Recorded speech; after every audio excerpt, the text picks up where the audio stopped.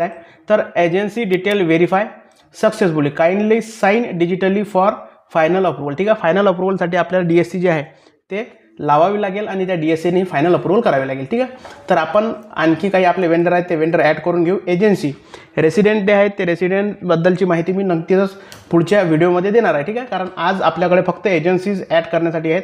Resident म्हणजेच मजूर जे आहेत ते ॲड करायला आपल्याकडे डाटा उपलब्ध नसल्या कारणाने आपण ते आजच्या व्हिडिओच्या माध्यमातून आपल्याला दाखवणार नाही आहे.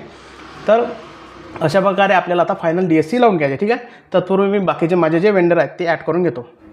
तर मित्रांनो, आता आपण याच्यामध्ये बघू शकता की आपले जे आहेत वेंडर ॲड झालेले आहेत त्यांना आपण त्यांचा डाटा जो आहे तो अप्रूव्हल सक्सेसफुली केलेला आहे. ठीक आहे, आता यांना आपल्याला करायचं आहे जे मेकर म्हणजेच ग्रामसेवक यांच्या लॉग इनमधून DSC लावून अप्रूव्हल. ठीक आहे, तर याच्यासाठी आपल्याला काय करायचं आहे, तर इथं 3 डेट पॉईंट जे आहे त्याच्यावर जायचं आहे. मास्टर एंट्रीवर इथं DSC मॅनेजमेंटचं ऑप्शन आहे.